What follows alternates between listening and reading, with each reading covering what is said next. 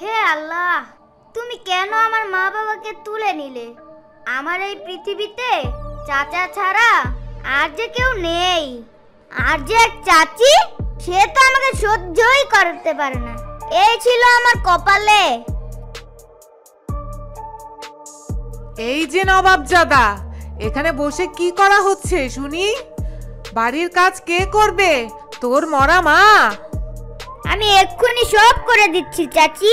তুমি আমার মাকে নিয়ে কিছু বলো না। তোর বাবা মাকে নিয়ে কথা বললে কি করবি শুনি? তোর বাবা মা তো মরেছে, কিন্তু তোকে সাথে নিল না কেন? চাচি, এমন করে কেন বলছো? তোর মতো অলক্ষণে ছেলের সাথে তবে কেমন করে কথা বলবো? তুইও তোর বাবা মায়ের মতো মরতে পারিস না? হারাম জাদা, মুখের দিকে তাকিয়ে এমন হাঁ করে কি দেখছিস? তাড়াতাড়ি বাড়ির কাজগুলো কর গিয়ে। কেজা কাঁদতে কাঁদতে সেখান থেকে চলে আসে আর চাচির কথা মতো সব কাজ করতে থাকে। ছেলেটাকে তো আদর দিয়ে দিয়ে একেবারে মাথায় উঠিয়েছো। আজ কি করেছে জানো? কেন, কি হয়েছে? আজ আবার কি করেছে কেজা? আমার মুখে মুখে তর্ক করেছে। তোমাকে আমি একটা কথা বলে রাখলাম, হয় তুমি তোমার এই ছেলেকে বাড়ি থেকে তাড়াবে, নয় আমি আজই বাপের বাড়ি চলে যাব। রোজ রোজ এক অশান্তি আর ভালো লাগে না। তোমার যা ইচ্ছে হয় তাই করো, আমি মাঠে যাচ্ছি। কেজার চাচা খাবার না খেয়েই তাদের সবজি বাগানে চলে যায়। চাচা তো না খেয়েই চলে গেল। এইসব তোর জন্যই হয়েছে। তুই যেদিন থেকে আমার বাড়িতে এসেছিস সেদিন থেকে আমার বাড়ির শান্তি নষ্ট হয়ে গেছে। বেরিয়ে যা, বেরিয়ে যা বাড়ি থেকে বলছি। চাচি, তোমরা ছাড়া যে আমার কেউ নেই। এভাবে আমাকে তাড়িয়ে দিও না। তুমিই বলো, তুমি তাড়িয়ে দিলে কোথায় যাব? তুই যেখানে খুশি সেখানে যা, তাতে আমার কি? চাচি, এর তো আমার বাবারও বাড়ি। এ বাড়িতে আমারও ভাগ আছে। তোর আবার কিসের বাড়ি? যত বড় মুখ নয় তত বড় কথা। বেরিয়ে যা, বেরিয়ে যা বলছি বাড়ি থেকে। তোর এই অপায়া মুখ আমি আর দেখতে চাই না। কোথায় যাব আমি? এখন আমার তো যাওয়ার মতো কোনো জায়গা নেই। হাঁটতে হাঁটতে জঙ্গলে চলে এলাম। ক্ষুধাও পেয়েছে অনেক। দেখি আশেপাশে খাওয়ার মতো কিছু পাই না। ওই তো একটি আপেল গাছ দেখা যাচ্ছে। আমি বরং আপেল গাছ থেকে কিছু আপেল খেয়ে নেই। উফ, ক্ষুধা পেয়েছিল আমার। আপেলটা খেয়ে একটু শান্তি পেলাম। কি ব্যাপার? কেউ মনে হয় কান্না করছে। একটু এগিয়ে গিয়ে দেখি তো।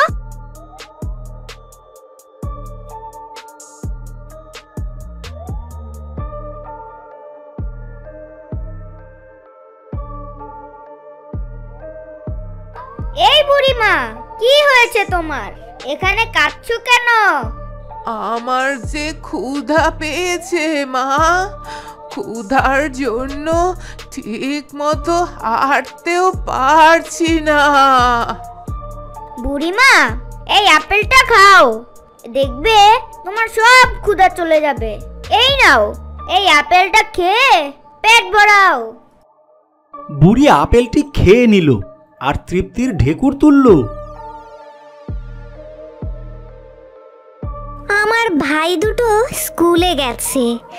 এদিকে তো মুষলধারে বৃষ্টিও পড়ছে। কি যে করি, আমার খুব চিন্তাও হচ্ছে। না না, এভাবে আর হাত পা গুটিয়ে বসে থাকলে তো চলবে না।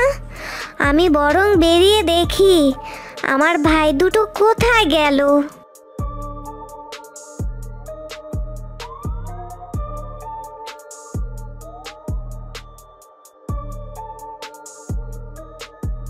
এরপর কলি তার দুই ভাইকে নিয়ে বাসায় ফিরে আসে। এভাবেই দেখতে দেখতে পুরো দিনটা কেটে যায়।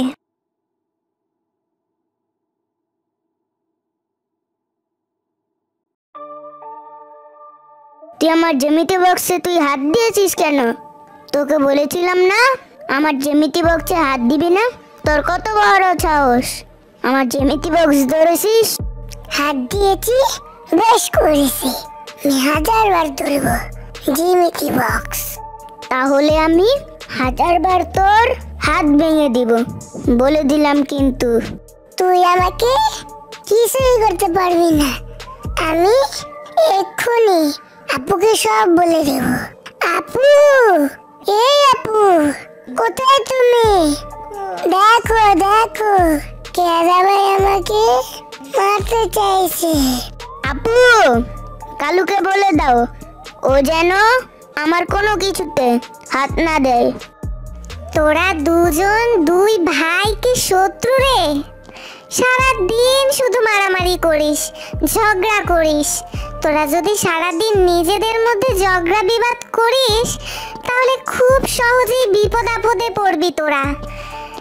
তোদেরকে বিপদ আপদে গ্রাস করে ফেলবে রে ভাইয়েরা আমার। আর তোরা যদি মিলেমিশে থাকিস তাহলে কোনো বিপদই তোদের কাছে ঘেঁষতে পারবে না। বুঝিস না কেন ভাইয়েরা আমার? আর কতবার বুঝালে তোরা বুঝবি বল তো? কলির কথা শুনে কেজা আর কালু মুখ বাঁকা করে বাইরে চলে যায়।